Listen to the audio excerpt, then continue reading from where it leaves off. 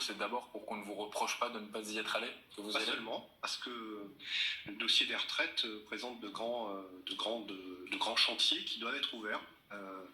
La question des retraites minimales, parce que c'est pas digne de faire vivre des gens qui ont travaillé toute leur vie avec une si basse pension. La retraite des femmes, qui ont souvent des carrières hachées.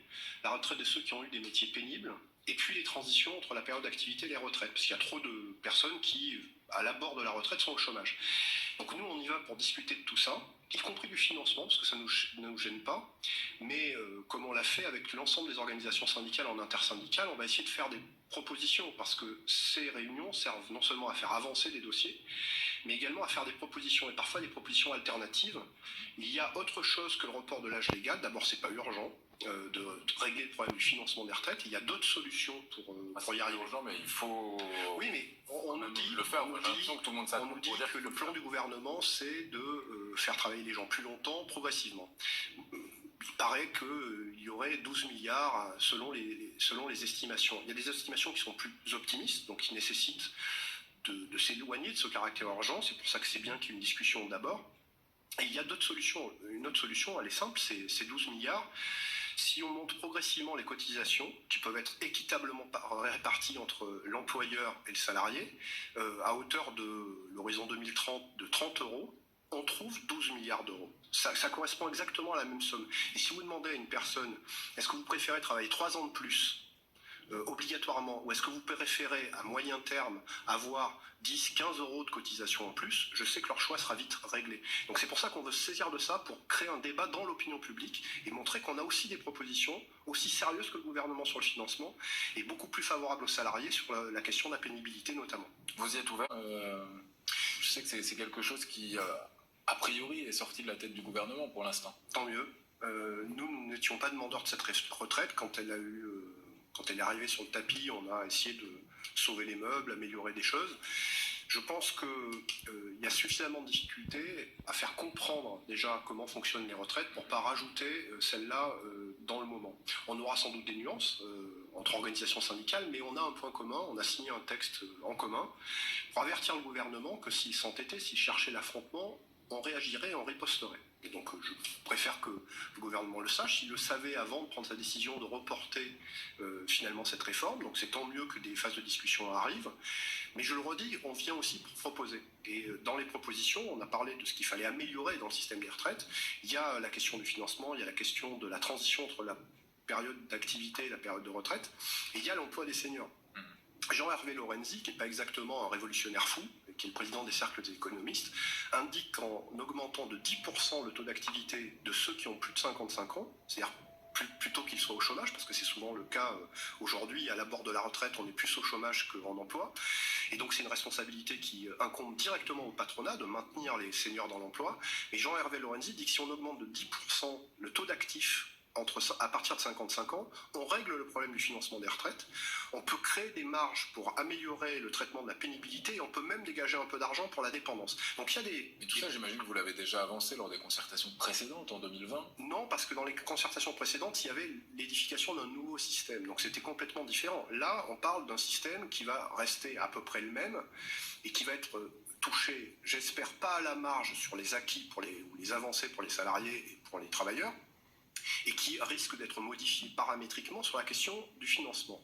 Donc là, on a un système qui va demeurer, qui sera un système de solidarité entre les générations, mais qu'il faut crédibiliser auprès des plus jeunes et montrer que tout le monde est d'accord pour que ce système demeure dans sa solidarité entre les générations et s'améliore pour que ceux qui ont le plus souffert au travail, ceux qui ont eu les carrières les plus hachées, puissent avoir quand même une bonne retraite.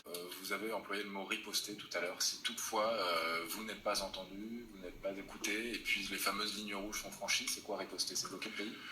Je ne sais pas si on bloquera le pays. On veut d'abord convaincre le pays que le gouvernement n'a pas raison de s'entêter à vouloir augmenter l'âge de départ à la retraite. 2 ans ou 3 ans, c'est pas seulement des chiffres sur un budget. Pour l'instant, il n'y a aucune action envisagée, ni même évoquée entre vous. J'imagine que vous vous êtes vu il n'y a pas longtemps. Vous allez vous revoir. Non, mais pour l'instant, ce qu'on dit, c'est que augmenter de 2 ou 3 ans.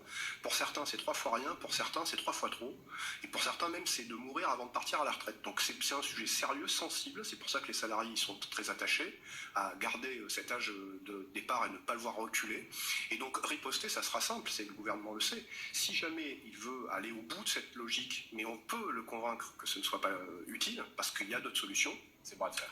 Alors il y aura un bras de fer avec l'ensemble des organisations syndicales qui l'ont dit dans un communiqué lundi, qui se revoient courant octobre pour faire le point.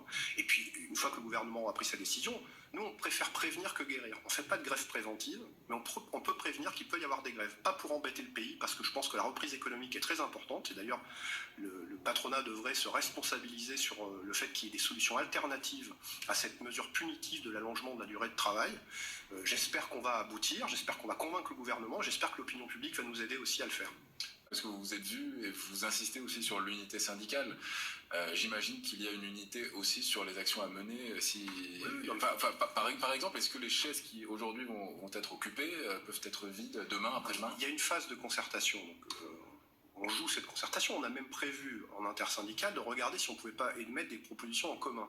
Donc on va jouer ce travail de la concertation et je vous le dis, de la conviction auprès du gouvernement, mais également de l'opinion publique qui peut être aussi un arbitre de ce débat.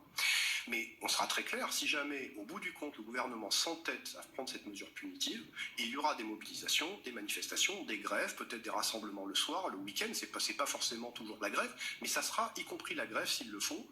Et je pense, mais ça dépendra de ce qu'on décidera ensemble en intersyndical, mais on cherchera à avoir la meilleure stratégie, parce que sur ce dossier-là, on veut gagner. Ce que le président devrait faire attention à ne pas considérer qu'il y a deux mondes parallèles. Celui où on discute, où on fait le Conseil national de la refondation, où on plaide pour un compromis, pour respecter les corps intermédiaires, et notamment les syndicats, qui ont beaucoup œuvré, il l'a dit lui-même, pendant la crise Covid. Les concertations. Non, mais même pendant la crise Covid, les syndicats, comme les partenaires sociaux en général, y compris les organisations patronales, on a beaucoup travaillé pour que le pays tienne debout face à la crise, et voire même permettre une reprise économique puissante. Donc, si les syndicats sont utiles d'un côté, ils ne peuvent pas être négatifs de l'autre. Et en revanche, on défend, parce que c'est normal, ceux qui nous ont fait confiance, ceux qu'on doit représenter. Et je ne suis pas sûr qu'on soit moins bien élus, moins bien traités par ceux qui nous font confiance que les hommes et les femmes politiques aujourd'hui.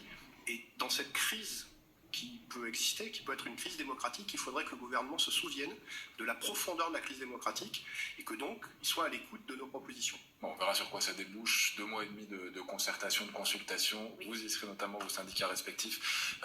Tout à l'heure, 14h30 pour le début de ces consultations au ministère du Travail. Merci Pascal Coton, la CFTC et Laurent Esclure de l'UNSA. Merci à vous d'être venus sur France Info.